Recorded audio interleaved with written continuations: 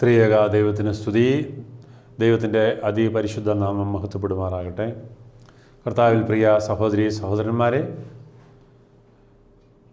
ഈ ദിവസം നമുക്ക് ദൈവസന്നിധിയിൽ ധ്യാനിക്കുവാൻ വേണ്ടി നമ്മൾ ആഗ്രഹിക്കുന്നതായ വിഷയം കൊരിന്ത്യർക്ക് എഴുതിയ 1 ലേഖനം 16 അധ്യായം 13 തിരുവചനമാണ്. അവിടെ കർത്താവിൻ്റെ അരുമ ശിഷ്യനായ പൗലോസ് അപ്പോസ്തലൻ കൊരിന്ത്യ സഭയോട് ഇങ്ങനെ പഠിപ്പിക്കുകയാണ്, ഇങ്ങനെ ഉപദേശിക്കുകയാണ്. ഉണർന്നിരിപ്പീൻ, പുരുഷത്വം കാണിപ്പീൻ, ശക്തിപ്പെടുവീൻ, നിങ്ങൾ ചെയ്യുന്നതെല്ലാം സ്നേഹത്തിൽ ചെയ്യുവിൻ. ഉണർന്നിരിപ്പീൻ, വിശ്വാസത്തിൽ നിലനിൽപ്പീൻ, പുരുഷത്വം കാണിപ്പീൻ, ശക്തിപ്പെടുവീൻ, നിങ്ങൾ ചെയ്യുന്നതെല്ലാം സ്നേഹത്തിൽ ചെയ്യുവിൻ. ഉണർന്നിരിക്കുവാൻ തിരുവചനത്തിൽ അങ്ങോളം ഇങ്ങോളം നമ്മൾ വായിക്കുമ്പോൾ നമ്മുടെ കർത്താവ് ആഹ്വാനം ചെയ്യുന്നതായി നമുക്ക് കാണാൻ പറ്റും. സുവിശേഷ ഗ്രന്ഥങ്ങളിൽ പ്രധാനമായുള്ളൊരു സന്ദേശമാണ് ഉണർന്നിരിക്കുക. അപ്പോസ്തലന്മാരുടെ ലേഖനങ്ങളിലും ആവർത്തിച്ചു വരുന്ന ഒരു സന്ദേശമാണ് ഉണർന്നിരിക്കുക. ഭാരതത്തിലെ ചിന്തകനും സന്യാസി വര്യനുമായിരുന്ന ശ്രീ വിവേകാനന്ദ സ്വാമികൾ ഒരിക്കൽ പറഞ്ഞു, അദ്ദേഹത്തിൻ്റെ പ്രസിദ്ധമായ വാക്കുകളാണ്, "awake, rise and go ahead." ഉണരുക, എഴുന്നേൽക്കുക, മുമ്പോട്ട് പോവുക. ഭയങ്കരമായ ക്ഷീണത്തിൻ്റെ നടുവിലും നമ്മെ ശക്തീകരിക്കുന്ന വാക്കുകളാണ് ഉണർന്നിരിക്കുക എന്ന് പറയുന്നത്. ക്ഷീണം എന്ന് പറയുന്നത് മനുഷ്യ സഹജമാണ്. ഉറക്കമെന്ന് പറയുന്നതും മാനുഷികമാണ്. എന്നാൽ ശാരീരികമായ ക്ഷീണത്തെയോ ഉറക്കത്തെയോ കുറിച്ചല്ല അപ്പോസ്തലനോട് പഠിപ്പിക്കുന്നത്. ആത്മീയമായ ക്ഷീണത്തെക്കുറിച്ചും ആത്മീയമായ ഉറക്കത്തെക്കുറിച്ചുമാണ്. അതുകൊണ്ട് വെളിപ്പാട് പുസ്തകം 3 അധ്യായത്തിൽ അപ്പോസ്തലനായ യോഹന്നാൻ ഈ കാര്യത്തെക്കുറിച്ച് സർദീസിലെ സഭയോട് ഇങ്ങനെ പറയുന്നു, "ജീവനുള്ളവനെന്ന് നിനക്ക് പേരുണ്ടെങ്കിലും നീ മരിച്ചവനാകും. അതുകൊണ്ട് നീ ഉണർന്നുകൊള്ളുക, ചാവാറായ ശേഷിപ്പുകളെ ശക്തീകരിക്കുക." 7 സഭകളോട് വെളിപ്പാട് പുസ്തകത്തിലൂടെ ദൈവാത്മാവ് സംസാരിക്കുന്നു. എഫേസോസിലെ സഭ, സ്മുർണയിലെ സഭ, തുയതൈരയിലെ സഭ, പെർഗമോസിലെ സഭ, സർദീസിലെ സഭ, ലവോദിക്കയിലെ സഭ, ഫിലദൽഫിയയിലെ സഭ, അങ്ങനെ 7 സഭകളോട് സംസാരിക്കുന്നുണ്ട്. അതിൽ സർദീസിലെ സഭയോട് എഴുതുമ്പോൾ 3 അധ്യായത്തിൽ നമ്മൾ കാണുന്നതാണ്, സർദീസിലെ സഭയുടെ ദൂതൻ എഴുതുക എന്ന് പറഞ്ഞിട്ട്, ദൈവത്തിൻ്റെ 7 ആത്മാവും 7 നക്ഷത്രവും ഉള്ളവൻ അരുളി ചെയ്യുന്നു, ഞാൻ നിൻ്റെ പ്രവൃത്തി അറിയുന്നു. ദൈവം നമ്മുടെ പ്രവൃത്തി അറിയുന്നു. ആ പ്രവൃത്തി അറിഞ്ഞപ്പോൾ ദൈവത്തിന് മനസ്സിലായ കാര്യമാണ്, നിനക്ക് ജീവനുള്ളവൻ എന്ന് പേരുണ്ടെങ്കിലും നീ മരിച്ചവനാണ്. എന്ന് പറഞ്ഞാൽ എന്താണ് അർത്ഥം? നീ പ്രവൃത്തിയിൽ മരിച്ചവനാണ്. ജീവനുണ്ട്, പക്ഷേ നീ പ്രവൃത്തിയിൽ മരിച്ചവനാണ്. ഇന്ന് അനേക ദൈവമക്കൾക്ക് ക്രിസ്ത്യാനികളെന്ന് പേരുണ്ട്, പക്ഷേ ക്രിസ്ത്യാനിത്വത്തിൻ്റെതായ പ്രവർത്തനങ്ങളിൽ അവർ മരിച്ചവരാണ്. എന്താണ് ക്രിസ്ത്യാനിയുടെ പ്രവർത്തനം? ക്രിസ്ത്യാനികൾ ചെയ്യേണ്ട കർമ്മങ്ങൾ എന്താണ്? പ്രധാനമായ കർമ്മങ്ങൾ ക്രിസ്ത്യാനികളുടെ ആരാധന, ക്രിസ്ത്യാനികളുടെ പ്രാർത്ഥന, ക്രിസ്ത്യാനികൾ ചെയ്യേണ്ടതായ തിരുവചന ധ്യാനം, ക്രിസ്ത്യാനികൾ ചെയ്യേണ്ടതായ പരസഹായങ്ങൾ. ഇത്തരം കാര്യങ്ങളിൽ നമ്മൾ വളരെ തണുത്ത നിലപാടാണ് എടുക്കുന്നതെങ്കിൽ നമ്മളെക്കുറിച്ച് പറയുന്നതാണ്, നീ മരിച്ചവനാകും. ആത്മാവിൽ എരിവില്ലാതെ, ഉത്സാഹമില്ലാതെ നമ്മൾ നാമധേയ ക്രിസ്ത്യാനികളായിട്ടാണ് ജീവിക്കുന്നതെങ്കിൽ നമ്മളെക്കുറിച്ച് പറയുന്ന പേരാണ്, നീ മരിച്ചവനാകുന്നു. അനുഗ്രഹിക്കപ്പെട്ടവരെ, നമ്മുടെ ക്രിസ്തീയ ജീവിതം എങ്ങനെ പോകുന്നു? പലരും പള്ളിയിൽ പോകുന്നുണ്ട്, പലരും പ്രാർത്ഥിക്കുന്നുണ്ട്, പലരും പേരിന് വേദപുസ്തകം വായിക്കുന്നുണ്ട്. എന്നാൽ ഇതെല്ലാം ആത്മാവിലെ ദാഹത്തോടെ നമ്മൾ കാണുന്നുണ്ടോ, ചെയ്യുന്നുണ്ടോ എന്നുള്ളതാണ് പ്രധാനം.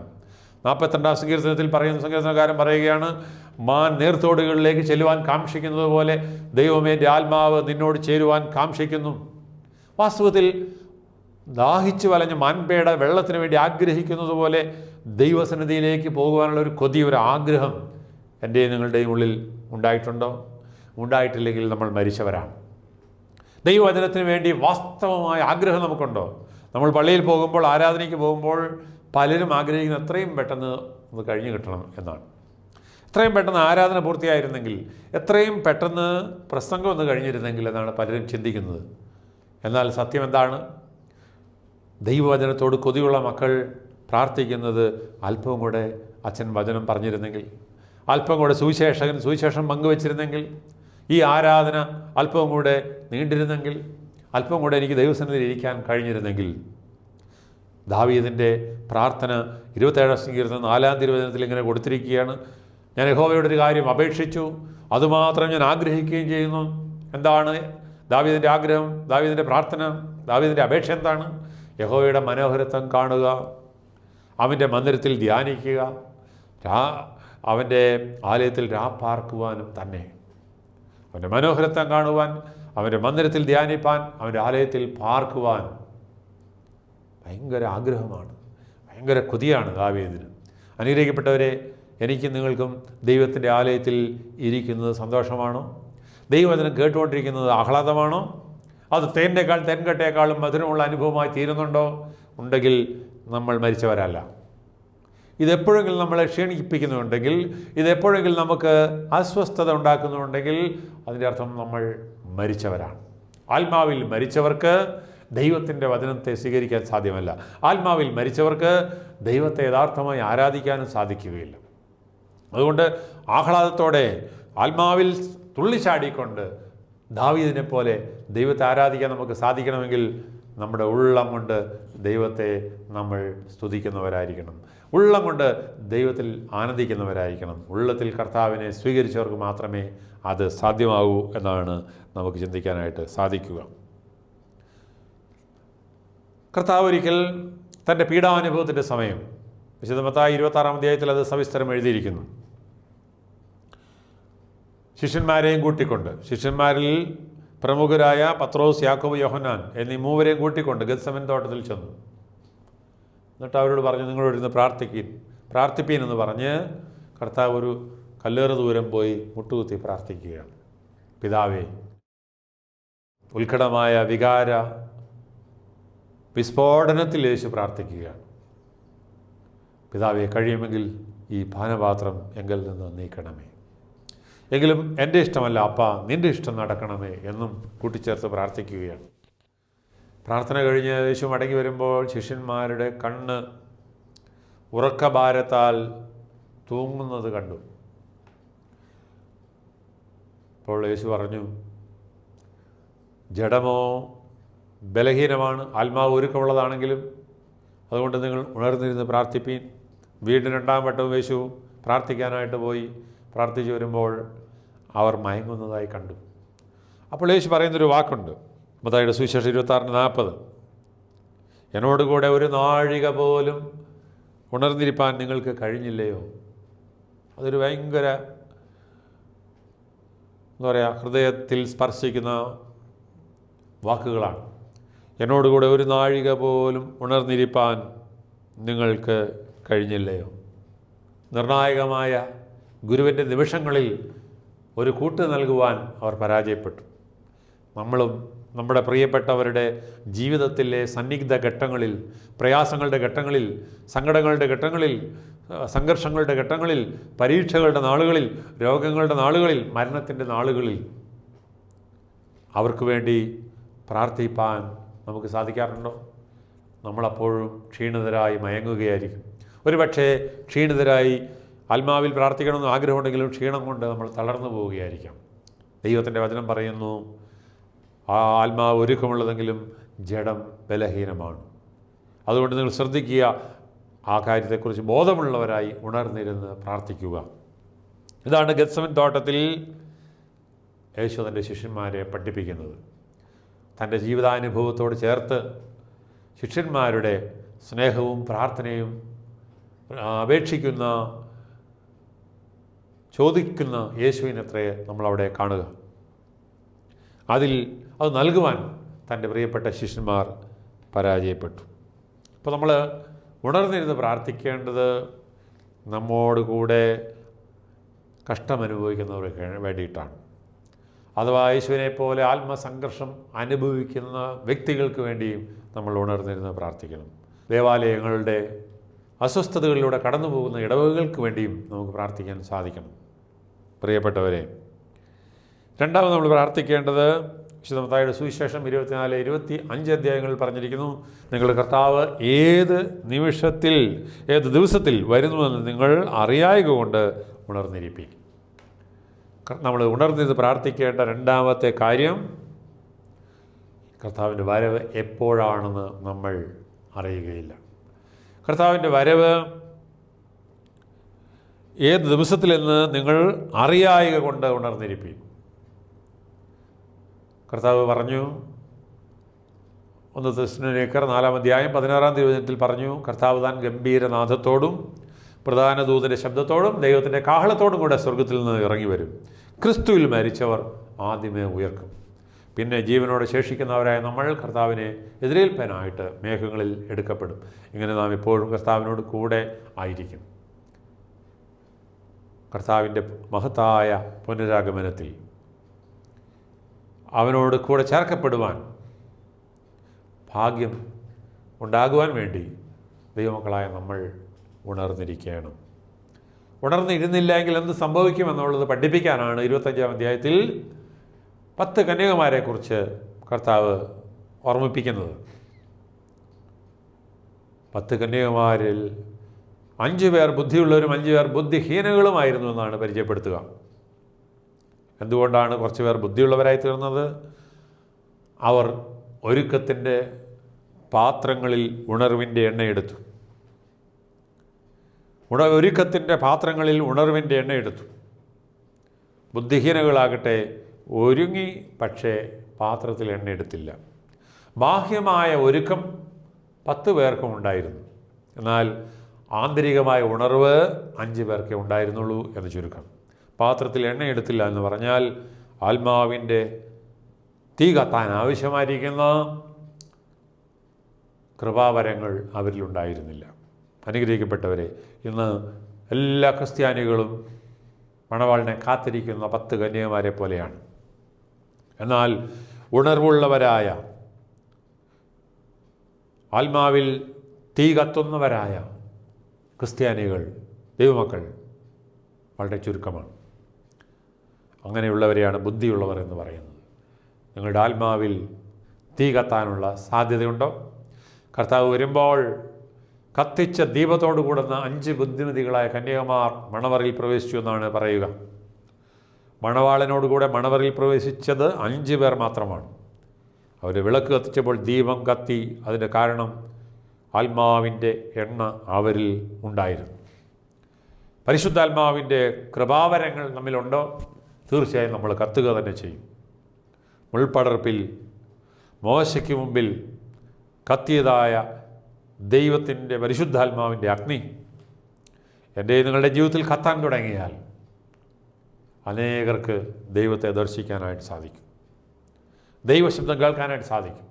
മുൾപടർപ്പിൻ്റെ നടുവിൽ തീയുടെ മധ്യത്തിൽ നിന്നുകൊണ്ട് ദൈവം മോശയോട് സംസാരിച്ചതുപോലെ ഇന്ന് അനേക ദൈവദാസന്മാരുടെ ഉള്ളിൽ കത്തുന്ന ദൈവാത്മാവിൻ്റെ അഗ്നിയിലൂടെ നമ്മളിന്ന് ദൈവശബ്ദം കേൾക്കുകയാണ്. പരിശുദ്ധാത്മ കൃപയിൽ നമ്മളോട് സംസാരിക്കുന്ന ധാരാളം ദൈവദാസന്മാരുണ്ട് നമ്മുടെ സമൂഹത്തിൽ. അവരിലൂടെ ദൈവത്തിൻ്റെ ശബ്ദം നമ്മളിന്ന് കേട്ടുകൊണ്ടിരിക്കുകയാണ്. അനുഗ്രഹിക്കപ്പെട്ടവരെ, എന്നെയും നിങ്ങളെയും ദൈവത്തിൻ്റെ ശബ്ദം കേൾപ്പിക്കുന്ന, ദൈവത്തിൻ്റെ ഉപകരണമാക്കുന്ന, ദൈവത്തിൻ്റെ കാഹളങ്ങളാക്കി മാറ്റുന്ന ദൈവത്തിൻ്റെ പരിശുദ്ധാത്മാവ് നമ്മിലേക്ക് കടന്നു വരാൻ വേണ്ടി നമ്മൾ പ്രാർത്ഥിക്കണം. നമ്മൾ ഉണർന്നിരുന്ന് പ്രാർത്ഥിച്ചാൽ ദൈവത്തിൻ്റെ ആത്മാവ് നമ്മിലേക്ക് എഴുന്നള്ളി വരും. നമ്മൾ കത്താനായിട്ട് തുടങ്ങും. ബുദ്ധിയുള്ള കന്യകമാർ കത്തുന്ന വിളക്കേന്തി എന്ന് പറയുമ്പോൾ അവർ കത്തുന്ന വ്യക്തിത്വങ്ങൾ തന്നെയായിരുന്നു. പൗലോസ്ലീഹ കത്തുന്ന വിളക്കായിരുന്നു. പത്രോസ്ലീഹ കത്തുന്ന വിളക്കായിരുന്നു. പരിശുദ്ധനായ അനേക മിഷണറിമാർ കത്തുന്ന വിളക്കായിരുന്നു. ആഫ്രിക്കയിലെ ഇരുണ്ട ഭൂഖണ്ഡത്തിൽ പോയ ഡേവിഡ് ലിവിങ്സ്റ്റണും ഇന്ത്യയിലേക്ക് വന്ന വില്യം ഖേറിയെ പോലുള്ള ആളുകളും പരിശുദ്ധനായ തോമസ് ലീഹായെ പോലുള്ള വ്യക്തിത്വങ്ങളും എല്ലാ ശിഷ്യന്മാരും കർത്താവിന് വേണ്ടി കത്തുന്ന തീപ്പന്തങ്ങളായി തീർന്നു. അനുഗ്രഹിക്കപ്പെട്ടവരെ, എൻ്റെ നിങ്ങളുടെ ജീവിതത്തിൽ ഉണർവിൻ്റെ വിളക്കായി മാറാൻ നമുക്ക് എന്നാണ് സാധിക്കുക? ദൈവവചനം നമ്മുടെ ഉള്ളിലേക്ക് കടന്നു ചെന്നാൽ നാം ആകുന്ന വിളക്കുകൾ പ്രകാശിക്കാനായിട്ട് തുടങ്ങും. ദൈവവചനത്തെ നമ്മുടെ ജീവിതത്തിൽ സ്ഥാനം കൊടുക്കുവാനായിട്ട് നമ്മൾ ശ്രദ്ധിക്കുക. ഗെത്സമൻ തോട്ടത്തിൽ തളർന്നുപോയ ശിഷ്യന്മാരോട് യേശു പറയുന്നതും അതുതന്നെയാണ്. പരീക്ഷയിൽ അകപ്പെടാതിരിക്കാൻ ഉണർന്നിരുന്ന് പ്രാർത്ഥിപ്പിൻ. വെളിപ്പാട് പുസ്തകത്തിൽ 3-ാം അധ്യായത്തിൽ പറഞ്ഞ ചില കാര്യങ്ങൾ ഒന്നുകൂടെ ഓർമ്മപ്പെടുത്തുകയാണ്. ജീവനുള്ളവനെന്ന നിലക്ക് പേരുണ്ടെങ്കിലും നീ മരിച്ചവനാകും. ഉണർന്നുകൊള്ളുക, ചാവാറായ ശേഷിപ്പുകളെ ശക്തീകരിക്കുക. ഉണർന്നുകൊള്ളുക. നമ്മൾ ദൈവസന്നിധിയിൽ ശക്തിപ്പെടുവാൻ വേണ്ടിയിട്ട്, ദൈവാത്മാവിൽ ജ്വലിക്കാൻ വേണ്ടിയിട്ട് ഉണർവ് ആവശ്യമാണ്. ഇന്ന് നമുക്കൊരു ഉണർവ് ആവശ്യമാണെന്ന് ചിന്തിക്കുന്നവർ പോലും വളരെ ചുരുക്കമാണ്. നമ്മൾ പോയ പോലെയൊക്കെ പോയാൽ മതി, കഴിഞ്ഞതുപോലെയൊക്കെ കഴിഞ്ഞാൽ മതി എന്ന് ചിന്തിക്കുന്നവരാണ് അധികം പേരും. ദൈവത്തിൻ്റെ പരിശുദ്ധാത്മാവിന് പ്രവർത്തിക്കുവാൻ, നമ്മെ തന്നെ സമർപ്പിക്കാൻ അനേകം പേർക്ക് സാധിക്കുന്നില്ല. നമ്മൾ പാട്ട് പാടും, ഉണർവിൻ വരം ലഭിപ്പാൻ ഞങ്ങൾ വരുന്നു തിരുസവിധേ, നാഥാ നിൻ്റെ വൻ കൃപകൾ ഞങ്ങൾ കരുളൂ അനുഗ്രഹിക്കൂ. ദൈവത്തിൻ്റെ കൃപാവരങ്ങളിലാണ് നമ്മൾ ഉണർവ് നേടുക. ദൈവത്തിൻ്റെ പരിശുദ്ധാത്മാവിൻ്റെ കൃപാവരങ്ങൾ ഏതെല്ലാമാണ്?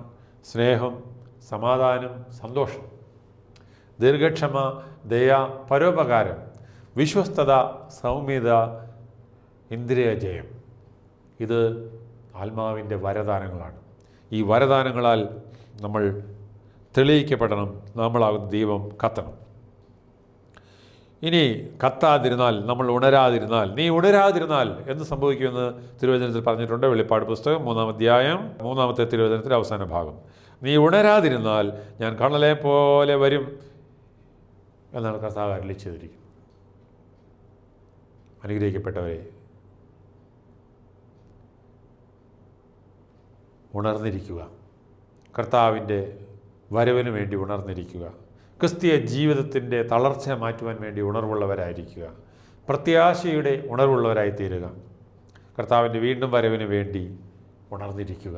ബുദ്ധിയുള്ള കന്യകമാരുടെ ഗണത്തിൽ ചേർക്കപ്പെടാൻ വേണ്ടി ഉണർന്നിരിക്കുക. ഒരിക്കൽ മഹാനായ അലക്സാണ്ടർ തൻ്റെ സൈന്യങ്ങളെ സന്ദർശിക്കുന്ന വേളയിൽ യുദ്ധരംഗത്തിൽ ഒരു സൈനികൻ്റെ കൂടാരത്തിൽ ഒരു വിളക്ക് കത്തുന്നത് കണ്ടു. രാത്രിയിൽ ആരും വിളക്ക് കത്തിക്കാൻ പാടില്ല എന്ന് കൽപ്പനയുണ്ടായിരുന്നു. പക്ഷെ എന്നിട്ടും ഒരുവൻ വിളക്ക് കത്തിച്ചു വെച്ചു. വിളക്ക് കത്തിച്ചു വെച്ച് അയാൾ കത്തെഴുതുകയായിരുന്നു. അപ്പോൾ അലക്സാണ്ടർ അയാളെ കൈയോടെ പിടികൂടി. നീ എന്താണ് ചെയ്യുന്നത്? ഞാൻ കത്തെഴുതുകയാണ്. അവൻ്റെ മാതാവിന് അവൻ കത്തെഴുതുകയായിരുന്നു. ഒരുപക്ഷേ ഇതിൻ്റെ അവസാനത്തെ കത്താകാം എന്നൊക്കെ പറഞ്ഞാണ് പുള്ളി എഴുതുന്നത്. യുദ്ധരംഗത്തിൽ കൊല്ലപ്പെടാനൊക്കെ സാധ്യതയുണ്ട്. പക്ഷേ വിളക്ക് കത്തിക്കാൻ പാടില്ലാത്ത സമയത്ത് അദ്ദേഹം വിളക്ക് കത്തിച്ചു. അലക്സാണ്ടർ അദ്ദേഹത്തെ കണ്ടപ്പോൾ പറഞ്ഞതാണ്, ചോദിച്ചത്, നിൻ്റെ പേരെന്താണ്? അപ്പോൾ ആ കത്തെഴുതുന്ന സൈനികൻ പറഞ്ഞു, എൻ്റെ പേര് അലക്സാണ്ടർ എന്നാണ്.